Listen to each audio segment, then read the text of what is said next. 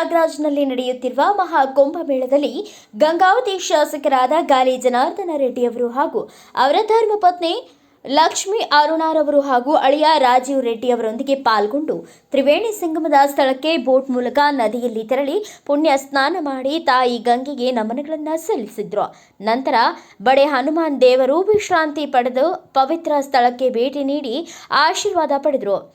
ಹಿಂದೂ ಧರ್ಮ ಗ್ರಂಥಗಳ ಪ್ರಕಾರ ರಾಮನು ಸೀತಾ ಮಾತೆಯೊಂದಿಗೆ ಲಂಕೆಯಿಂದ ವಿಜಯಶಾಲಿಯಾಗಿ ಹಿಂದಿರುಗಿದ ನಂತರ ಯುದ್ಧದಲ್ಲಿ ಗಾಯಗೊಂಡ ಹನುಮಂತನಿಗೆ ಸೀತಾಮಾತೆ ಹಚ್ಚಲು ಸ್ವಲ್ಪ ಸಿಂಧೂರವನ್ನ ಕೊಟ್ಟು ವಿಶ್ರಾಂತಿ ಪಡೆಯಲು ಹೇಳಿದ ಜಾಗವಿದು.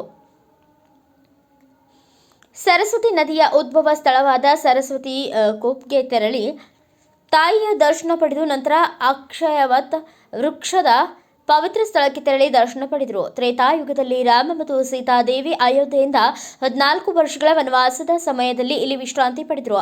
ಸೀತಾ ಮಾತೆಯು ಈ ಮರವನ್ನ ಅಮರ ಎಂದು ಆಶೀರ್ವದಿಸಿದ್ದಳು ಎಂದು ನಂಬಲಾಗಿದೆ.